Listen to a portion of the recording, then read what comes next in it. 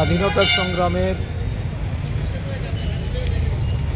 বীর সেনানী নেতাজি সুভাষচন্দ্র বসুর 130তম জন্মজয়ন্তী ত্রিপুরা প্রদেশ কংগ্রেসের পক্ষ থেকে এই দিবস যথাযোগ্য মর্যাদায় পালন করার লক্ষ্যে নানা কর্মসূচি গ্রহণ করা হয়েছে।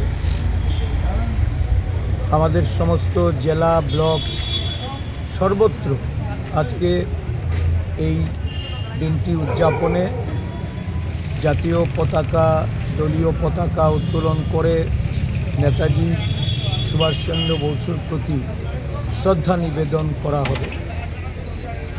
আমাদের দেশের যুব সমাজের দেশপ্রেমের অনুপ্রেরণা স্বাধীনতা যুদ্ধে অন্যতম বীর সেনানী ছিলেন এই নেতাজি সুভাষচন্দ্র বসু, যিনি জাতীয় কংগ্রেস দলের দীর্ঘদিনের সভাপতিত্ব করেছেন। ব্রিটিশদের বিরুদ্ধে লড়াইয়ে অবতীর্ণ হয়ে ইন্ডিয়ান ন্যাশনাল আর্মি আইএনএর উনি ছিলেন সর্বাধিনায়ক। দেশের স্বাধীনতার লক্ষ্যে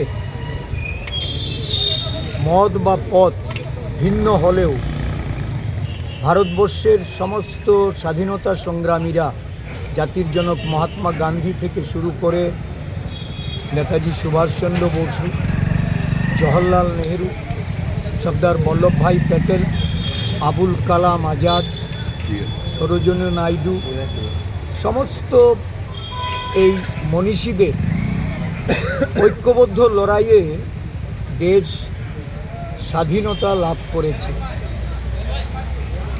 আমরা লক্ষ্য করি এই মনীষীদের নিয়ে বর্তমান শাসনকালে যারা শাসক ঘৃণ্য চক্রান্ত করেন, তাদেরকে কালিমালিপ্ত করার জন্য বিভিন্ন মন্তব্য ছুড়ে দিয়ে বিভেদ তৈরি করা, মনীষীদের মধ্যে বিভাজন এনে কাউকে অবমাননা করা, এই কাজে লিপ্ত হয়েছে। নেতাজি সুভাষচন্দ্র বসুকে নিয়েও নানা ধরনের মন্তব্য আজকে দেশের শাসক গোষ্ঠী তারা করে চলেছেন। কিন্তু এটা সত্যি যে নেতাজি সুভাষচন্দ্র যখন এই স্বাধীনতার যুদ্ধে এক মঞ্চ থেকে লড়াইয়ের ডাক দিয়েছিলেন, সমগ্র দেশের সমস্ত স্বাধীনতা সংগ্রামে যাদের ভূমিকা থাকার প্রয়োজন সেই সমস্ত সামাজিক রাজনৈতিক সমস্ত সংগঠনকে যখন ডাক দিয়েছিলেন এক মঞ্চে আসার জন্য, এই দেশে হিন্দু মহাসভা, আরএসএস এবং এই রাজনৈতিক দলের যারা সেদিন নেতৃত্বে ছিলেন তারা নেতাজির ডাকে সাড়া দেননি।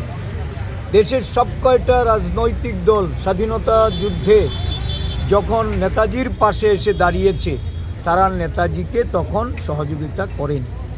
উল্টো এই স্বাধীনতা আন্দোলনে একটা বিশেষ সময়ে এই দল হিন্দু মহাসভা এবং আরএসএস তার বিরোধিতা করেছে। আজকে নেতাজিকে নিয়ে যারা বিভিন্নভাবে প্রচার করার চেষ্টা করছেন, এটা অপপ্রচার, যে নেতাজির সঙ্গে গান্ধীজির মতের অমিল ছিল, নেতাজি নেহরুর মধ্যে মিল ছিল না।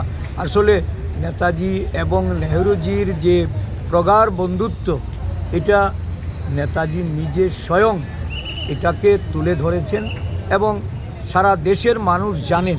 তো স্বাভাবিকভাবেই বিজেপি যথারীতি স্বাধীনতার আগেও যে ভূমিকা ছিল, স্বাধীনতার পরেও দেশের ইতিহাসকে পাল্টে দিতে ইতিহাসকে বিকৃত করতে এবং স্বাধীনতার নতুন ইতিহাস রচনায় আজকে বিজেপি লিপ্ত হয়েছে। আজকের দিনে এই নেতাজির জন্মদিবসে আমরা শ্রদ্ধা জানিয়ে এই ধরনের যে ঘৃণ্য চক্রান্ত তার বিরুদ্ধে রাজ্যের জনগণ, দেশের জনগণকে একত্রিতভাবে মোকাবেলা করার আমি আহ্বান রাখছি।